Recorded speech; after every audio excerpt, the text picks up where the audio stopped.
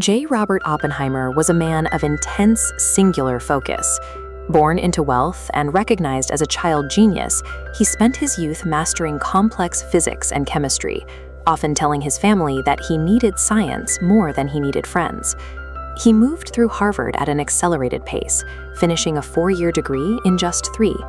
While he excelled in chemistry and literature, his true passion was theoretical physics, a discipline that allowed him to explore the most fundamental structures of the natural world. At this stage, science was a theoretical pursuit, conducted in the quiet of a laboratory. He viewed his work as a series of abstract calculations, largely ignoring the political and economic events that were beginning to reshape the world around him.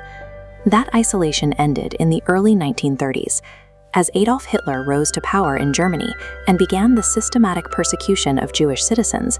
A wave of scientists fled to America, bringing word of a terrifying new possibility. In August 1939, Albert Einstein and Leo Szilard sent a direct warning to President Franklin Roosevelt.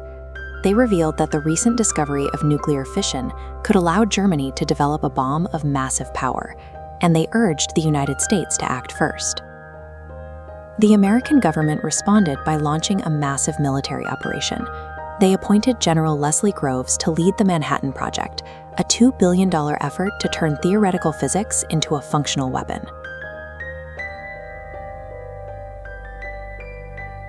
Theoretical physics was now a tool of the state. Scientists moved from university halls into a secret military infrastructure, where their findings would determine the balance of global power. Oppenheimer was appointed to lead the design of the bomb at a remote New Mexico location. To provide him with fuel, the military built hidden cities, like Oak Ridge, where thousands worked on the grueling task of isolating fissionable material. Uranium-238 cannot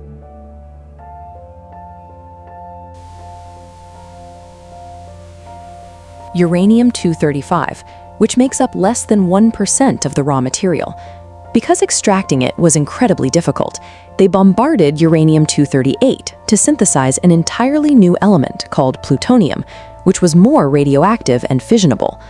Uncertain of which element would work, the project developed 2 different bombs at the same time, turning the Manhattan Project into an industrial race against its own deadlines.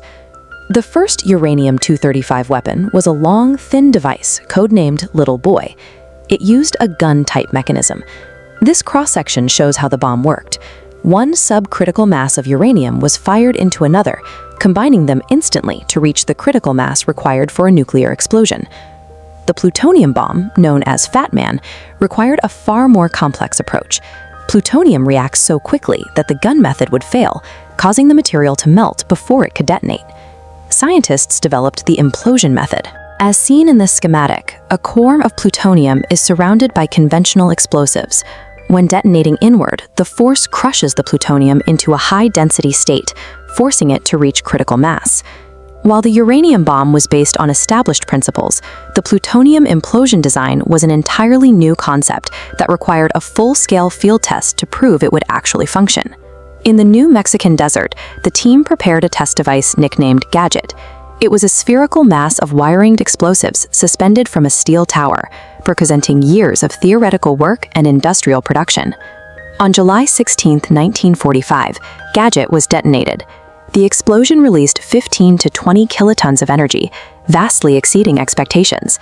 The heat was so intense that it vaporized the steel tower and felt like a blast from a furnace 160 kilometers away.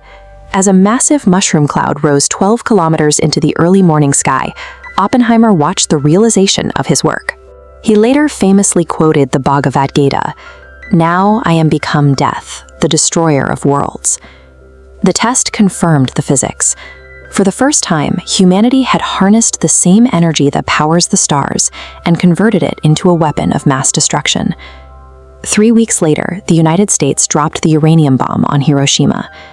Oppenheimer initially viewed the devastation as a necessary step to end the global conflict and prevent further casualties. But the dropping of the plutonium bomb on Nagasaki 3 days later changed his perspective. The second strike felt less like a necessity and more like an unchecked demonstration of power, leaving him in a state of shock. The bombs flattened both cities, killing over 200,000 people, leaving a radioactive landscape of ash that horrified the scientists. Oppenheimer was now a public hero for ending the war, but he was privately haunted by the human cost. He found himself celebrated for a creation he was beginning to regret. In October 1945, Oppenheimer met with President Harry Truman in the Oval Office. Overwhelmed by his role in the bombings, he told the president that he felt he had blood on his hands. Truman had no patience for the scientist's guilt. He dismissed Oppenheimer from the office and told his staff that he never wanted to see him again. Oppenheimer spent his remaining years fighting against the proliferation of nuclear weapons. He opposed the development of the hydrogen bomb and called for international control over atomic energy, a stance that led the government to strip him of his security clearance and end his political influence. He left behind a world that now possesses over 12,000 nuclear warheads across 9 different nations. His story remains a record of how scientific achievement creates a reality its own creators spend their lives trying to undo. Subscribe.